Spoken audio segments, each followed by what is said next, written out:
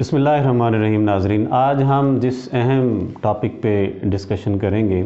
وہ criminal justice system کا بہت ہی ایک اہم پہلو اور ایک اہم ایویڈنس سمجھا جاتا ہے،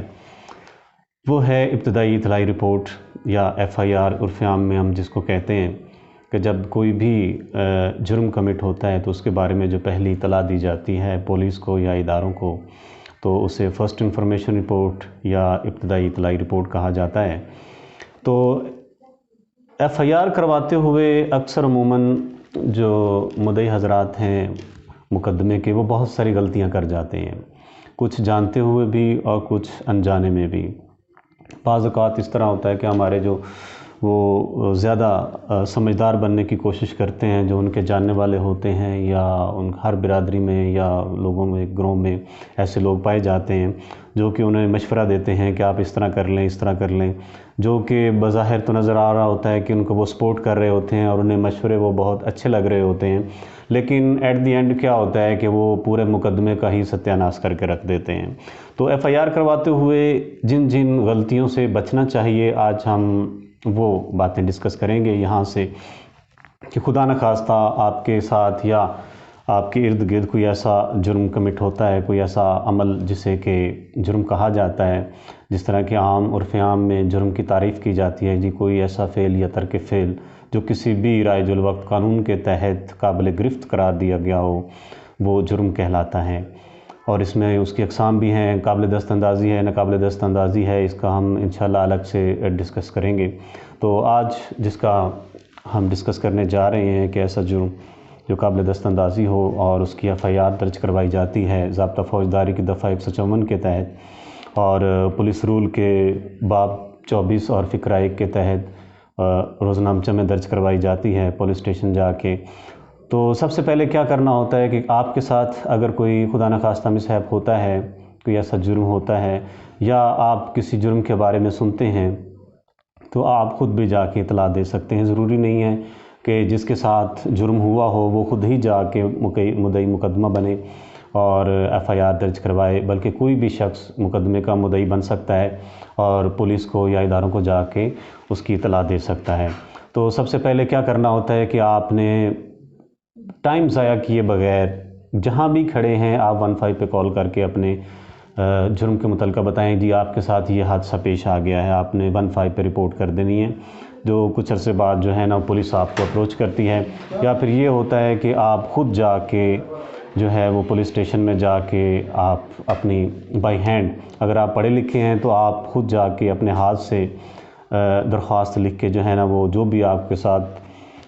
وقوع پیش آتا ہے اس کا مختصر سا خلاصہ آپ نے ہو بہو جو ہے وہ لکھنا ہوتا ہے اور وہ جو مرہر بیٹھا ہوتا ہے تھانے میں اس کے حوالے کر دینا ہوتا ہے۔ اگر آپ پڑھے لکھے نہیں ہیں یا کوئی مدعی پڑھا لکھا نہیں ہے تو وہ اپنی روداد زبانی کلامی جو ہے وہ پڑھ کر وہ محرر کو یا جو بھی اسٹاف افسر وہاں پولیس میں ہوگا، ڈیوٹی افسر ہوگا یا جو بھی ہوگا اس کو سنائیں گے، اور اس کی یہ ڈیوٹی بنتی ہے کہ وہ جی اس کو تحریر میں لائے اور مدعی مقدمہ کو پڑھ کر سنائے کہ جی اس میں کوئی چیز ایسی رہ تو نہیں گئی ہے جو آپ نے کہنا چاہ رہے ہوں یا بتانا چاہ رہے ہوں، یا کوئی ایسا پہلو جو مسنگ رہ گیا ہو، تاکہ وہ اچھی طرح سن لے، سمجھ لے اور اس کے بعد جو ہے نا اس کو اوکے کریں۔ سب سے پہلے جو عام طور پہ بنیادی غلطی کی جاتی ہے کہ خدا نخواستہ جب وہ ہمارے گاؤں کا ماحول ہوتا ہے وہاں پہ جی اگر کسی کے ساتھ آپ کی لڑائی ہو گئی ہے یا کسی نے آپ کے بندے کو زخمی کر دیا ہے، ہوتا یہ ہے کہ اس کے ملزم کے سارے خاندان کو ملوث کر دیا جاتا ہے، حالانکہ یہ سراسر غلطی ہوتی ہے اور اس طرح نہیں کرنا چاہیے۔ اس کا ہوتا کیا ہے کہ ایسے لوگوں کا بھی نام لکھوا دیا جاتا ہے صرف ذاتی انا اور دشمنی کی وجہ سے، جو کہ موقع پر موجود ہی نہیں ہوتے، جو کہ پلی آف ایلیبائی لے کے وہاں سے نکل جاتے ہیں۔ اب اگر 4 آدمیوں کو آپ نے نامزد کر دیا، 2 آدمی ایسے تھے جو موقع پہ موجود ہی نہیں تھے، تو آپ کا کیس جو ہے وہ کمزور ہو جائے گا۔ دوسری بات یہ ہے کہ گواہان انہی کا ہی نام لکھوائیں جو کہ موقع پر موجود ہیں۔ اب ہوتا یہ ہے کہ اکثر جی گواہان موقع پر موجود نہیں ہیں تو کوئی بھی کسی کو بھی پکڑ کے گواہ بنا دیا جاتا ہے موقع کا۔ اب ظاہر ہے اس نے وقوع خود تو نہیں دیکھا ہوتا اپنی آنکھوں سے، اور بہت سارے ایسے حقائق ہیں جو کہ پھر نظر انداز ہوتے ہیں، جو بعد میں مقدمہ کی کمزوری کا باعث بنتے ہیں۔ تو اس طرح کی جو غلطیاں ہیں صرف ذاتی انا کی وجہ سے زیادہ لوگوں کو ملوث کرنے کے لیے یا جھوٹے گواہان لانے کے لیے، اس سے نہ صرف مقدمے کا اوورآل ستیہ ناش ہوتا ہے، بعد میں پھر یہ ہوتا ہے کہ وکلاء کی بدنامی کا سبب بنتے ہیں جی، پھر عدالتوں کو بھی بلیم کرتے ہیں لوگ، گالیاں دیتے ہیں، تو اپنی غلطی جو ہے وہ بھول جاتے ہیں کہ انہوں نے کیا مسٹیک کی ہوتی ہے۔ تو سر یہ ہے کہ آپ درست جو ہے وقت وقوع جو جس وقت مقدمے کا یا آپ کے ساتھ جرم ہوا ہے اس کا درست وقت بتائیں، کس وقت اور کہاں پہ ہوا ہے۔ یہ نہیں ہے کہ مخالفت میں جی آپ اچھا تھوڑا سا آپ ادھر ادھر کر دیں تو وہ سارے فیکٹس جو ہیں اور ایویڈنس جو ہوتے ہیں سرکمسٹانشیل ایویڈنس وہ ضائع ہو جاتے ہیں۔ جو جس جگہ وقوع ہوا ہے اور جس وقت ہوا ہے وہ درست طور پہ آپ نے بیان کرنے ہیں، اور دیکھنا بھی ہے کہ ایف آئی آر میں کیا وہ درست لکھے ہوئے ہیں یا ان میں کچھ رد و بدل تو نہیں ہوا ہے۔ دوسرا یہ ہے کہ عام طور پہ جو ہم